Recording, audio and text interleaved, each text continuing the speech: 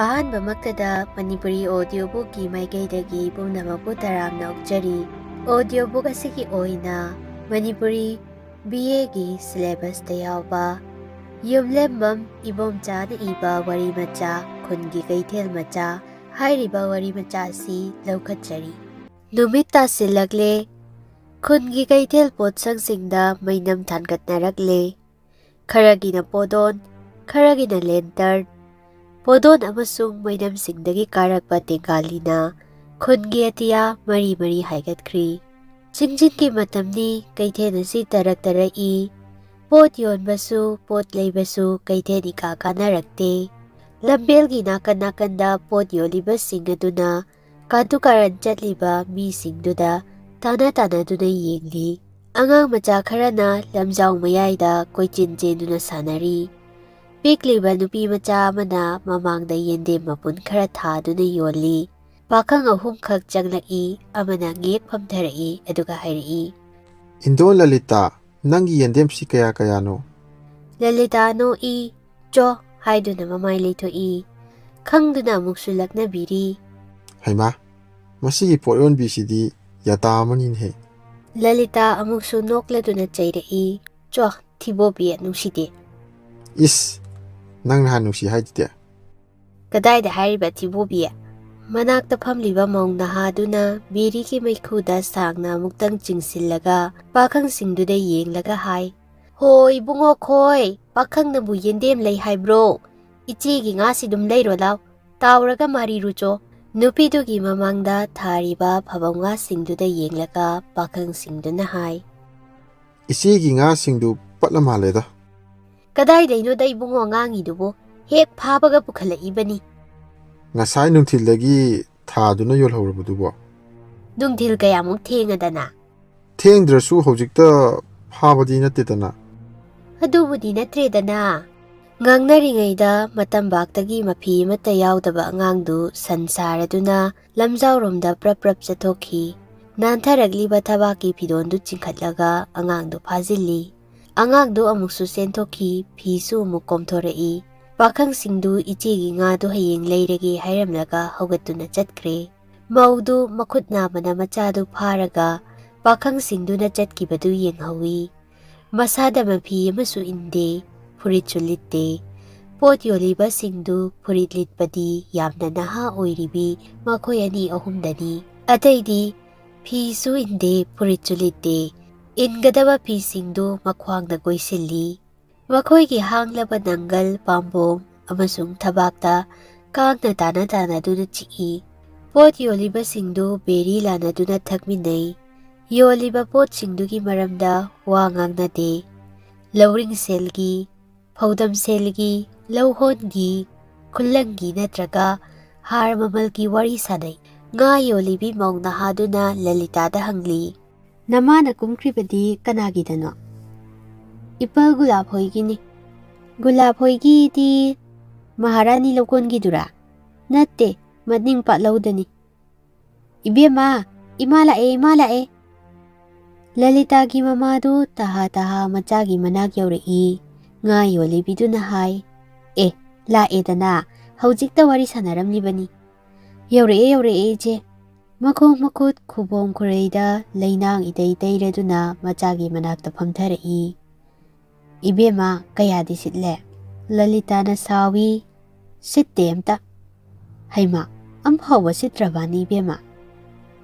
ꯂꯂꯤꯇꯥꯅ ꯂꯨꯛꯃꯥꯏ ꯐꯤꯗꯥ ꯃꯈꯥꯗꯒꯤ ꯁꯦꯜ ꯑꯆꯣꯏꯕꯁꯤꯡꯗꯨ ꯄꯨꯊꯣꯛꯂꯒ ꯃꯃꯥꯗ ꯄꯤ. "ꯇꯨ, ꯁꯤꯈꯛ ꯁꯤꯠꯂꯤ." "ꯌꯥꯝꯕꯨ ꯌꯥꯝꯃꯟꯈ꯭ꯔꯦ ꯏꯆꯥꯁꯤꯗꯤ." ꯂꯂꯤꯇꯥꯒꯤ ꯃꯃꯥꯅ ꯄꯩꯁꯥ ꯑꯆꯣꯏꯕꯁꯤꯡꯗꯨ 2, 3, 4, 5 ꯄꯨꯟꯁꯤꯟꯗꯨꯅ ꯄꯥꯔꯤ. "ꯂꯨꯄꯥ 1, ꯁꯤꯒ 2, ꯁꯤꯅ ꯁꯤꯀꯤ 3. "ꯏꯁ, ꯁꯨꯛ ꯌꯥꯝ ꯁꯤꯠꯂꯁꯤꯕꯣ? 2 ꯁꯤꯀꯤ 3ꯅꯤ. ꯅꯪ ꯉꯥꯏꯍꯥꯛꯇꯪ ꯂꯩꯔꯝꯀꯣ, ꯏꯃꯥ ꯆꯦꯡ ꯂꯧꯔꯨꯈꯤꯒꯦ." ꯃꯃꯥꯅ ꯆꯠꯈꯤꯕ ꯉꯥꯏꯍꯥꯛꯇꯪꯒꯤ ꯃꯇꯨꯡꯗ ꯂꯂꯤꯇꯥꯒꯤ ꯃꯄꯥꯗꯨ ꯍꯥꯏꯔꯪ-ꯍꯥꯏꯔꯪ ꯃꯃꯥꯡꯗ ꯂꯦꯞꯂꯩ. ꯂꯩꯌꯦꯡ ꯏꯐꯥꯏ ꯐꯥꯏꯔꯗꯨꯅ ꯍꯪꯂꯛꯏ, "ꯅꯃꯥ ꯍꯜꯂꯛꯇ꯭ꯔꯤꯕ꯭ꯔꯣ ꯏꯕꯦꯝꯃ?" "ꯍꯜꯂꯛꯑꯦ." "ꯑꯗꯨꯒ ꯀꯗꯥꯏꯗ ꯆꯠꯈꯤꯕ?" "ꯆꯦꯡ ꯋꯥꯟꯕ." ꯉꯥꯡꯅꯔꯤꯉꯩꯗꯨꯗ ꯃꯃꯥꯗꯨ ꯃꯌꯣꯝ ꯃꯆꯥ ꯑꯃ ꯄꯨꯔꯗꯨꯅ ꯄ꯭ꯔꯞ-ꯄ꯭ꯔꯞ ꯂꯥꯛꯏ꯫ Magi nupa leplambadu ubada machin pomthoi sauna yengluduna matomta ngangi. Onthoknasu nungsikidredako saktase. Magi nupa na hairi Makhai amatu furodana. Kadaidagi paisano? Yengone tauribase. Kaithena mayasida. Sau laudana.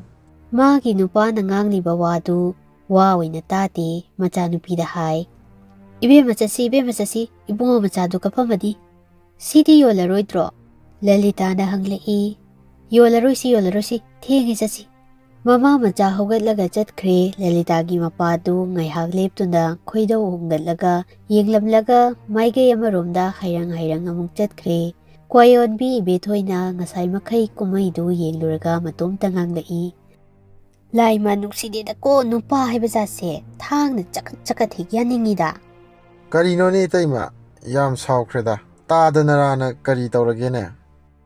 Haima kanano? Gopal. Aidi khangprek tum khangure. Gopal du ibethoigi potmangda ningang na phamtharai. Kaidauraba. Tadaga kaidaunaraba. Nangi tadagi wa natte da ibungo. Tadagi wa natrabadi kanabuno thangna yaninglibadi. Nakhoi gumba yungao base. Akhoina yu gauraga itaimada kaidauradana. Kaisu taudrasu suknong hek nungside ibungo. Itaima ataibu nungsidrasu aibudi nungsibiyu. Kwa matap amata tapiyu. Kwa phawbe hek tapningde nakhoi yungao basingsidi. Tanja sida hotel pambi ibetombisu pot leiba mi laktraduna thorai. Gopal bu ubada nokleduna kauri. Gopal. Itaima. Nayum changwadana kaithet khamjilakle. Changjarani itaima. Nahandi nayumda tumdraduna mi mayumda kaidok tumuriba. Ngahak sum patharubanida. Nayumda pothagi haidraduna migi macha mawa leitaba nupidugi mayumdadi kaidawai potharuriba. Chandani di halabro. Halakte itaima. Kaubirudana nangna sulalaga. Marai lakchanida. Manabu angangdu yokpu ngamgadra. Hainu ibungo marin pandabi nupi nate nangi nupidu nahan kumhai tawkribaduni. Nahan kumhai ama tawkre. Nahan haibadi numit 10 muki wani. Gopal na yumda ahing toina halaktabagi maram Chandani na thizilami. Thibu thirabadi irailai na khanglaki. Gopal tamphagi yumda hek lei. Nahan ahing di tamphagi yumda Chandani na khanghaudana landaraktuna tamphabu pudatkre. Masam phoidatnakre. Laikai kumai oinakre. Makutmak pelhaudrabasu machin phawbadi penkre Chandani du. Mi mayam lei haibagi wakal changkide. Jagatki phinungi wa pumnamak puthoktuna lau khongki. Mapuroiba Gopal bu yamna chai thangki. Miyam mamangduda. Ahing dumaktada Chandani mapam yauki. Gopal du ibethoigi lokmai mamangda uiri kwa chap sairi. Pakhang macha ama hairang turang changsilai. Aduga Gopal da yengladuna kauri. Ta Gopal. Nungai da koi bungo. Koi na dia somda mangkre aduna thiri. Mana sida kaya nungai na leiramliba. Chachilao. Adugadi Gopal bu chingkhaladuna chingboy lepoi pokre. Ibethoi ibetombi manakta pot yoli bipomnamak tawriba matawdu yenglaga nokhauri. Ibethoi na karino mahaibadagi mayaka khalakpaga mapham marang khanghaudana awangnomda ya langnarei. Mi khara grung chenaki. Kaithenda leiriba mi pomnamak koirang langi lepkhatuna yengnai kharana hangi. Kaidaure hage langi sibo. Kharana khumi. Kanana khangzeige aikhoisu sida sum leiri sinine. Ngai hakti kaithendu kaire pumlang langi. Adugadi tapna kairuba kaithendu hanjillai. Adubu ayambadi mapot loisinnaraduna kumnakre. Leihoriba singduna amaga onsinnaduna hangnai. Kanani haige hauji phunari dubo. Chelaga yengluba pau tarakpa singna khumi. Ho yuyonbi angobigi nupa samuga kesoga ye. Keso haina kana. Takhelambam tomagi machayai madu khangdrabo. Angang machaduga samugadi karigi phunariba. Karigi oini haige ibem hoi. Yena khada leirame yena khada. Nga ayaiba yonbi hanubiduna sauri. Tuga chayda. Angaubi haibisina tawja sarise. Macha mawa pana. Hauza kayarak surabano masigi wathokse. Angang amagasu amigi matu leiba amagasu. Kaino mana tauza sarisibo. Adubu magi samu haibasibu tillolabro. Ngari yonbi sananbiduna ngangba hokalakpada potlaibi ama changlaktuna marat thatlay. Karino warida pot yonbaga kaunarabro. Ngari du makhayamtagi tambirao. Adugadi thangnariba yenjang yonbidugi mamangda phamtharaga makha samthai. Pansibu kaya kaya noinama. Hoi bema lupa lupani matha amta laukhose. Hare hare chahidre mi hingdre dana. Ibi amakhoi ekhoisu khuthang laubadagi yadaduna tauribani. Ekhoisu yoningdrabani. Pot leibi laklibiduna pangi mamal tarubadagi leibagi wapalakidre. Angaubigi waromda chathakre. Magi angobi haibisi laimadi okte koinama. Yenjang yonbiduna maiketu phet khetlaga peridu chammi adugadi amuktang chingsiluraga maikudu kamthoklaga hairai. Oksu oktabani haibabu angangsi maraibaksu thi sanahanbina khoisu khallu maadi masa nahani do kadaidagi no mapa zwar wala yu thakpaduna mapa gumaba hanubasida pisinbire do. Ho pibabu natte zwarda tharibani ne iche bema. Ngari yonbiduna pangsilai. Maduni bema.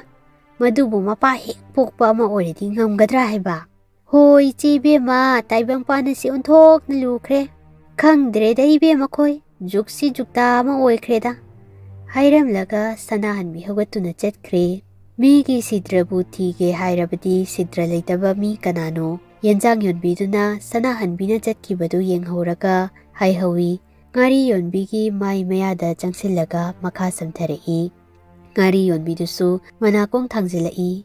Mabu kayam phabano ha. Magi macha ahalsi kanagi machano khangte haiduna mawana tanthokduna kaya kuina no mapamda leiruba. Ngari yonbiduna mamit manao langkhatladuna solapna hari. Hoine hese aikhoisu hairap takine. Mataigini hai mani lauba nupagini hai. Yamna ngangnakine. Aduni bema sidra leitaba mi leiba hunade. Kanapo nate migi miwa ngangnarudana. Nangi ngaridu siki amatagi tamlo. Kumnaba taurasi. Maning posanglomdagi amana lauri. Hoi iche thambal kaithelse aikhoida ngaisilakle. Somdagi khungki. Kumase napo loisilabro. Loisille aigiti loisilo. Asumna ani chatki ahum kumki kaithel khamsilakle. Mainam amamam pairaduna kharana awanglomda, kharana makharomda, kharana maninglomda, kharana nongpoklomda pot sitba sittabagi, sel tongba tongdabagi, imong manu macha mawagi, laugi singi wari sarduna kumnakre. Tapna khungi kaithen khamkre, imam singkre, ichik chikre. Hui khara katu karan cheli, kharana hanglaba kaithel posang marakta, machinjak thiduna chari. Matang asida, Yumlembam Ibomcha iba wari macha Khungi Keithel Macha, hairiba wari macha si loisinchari.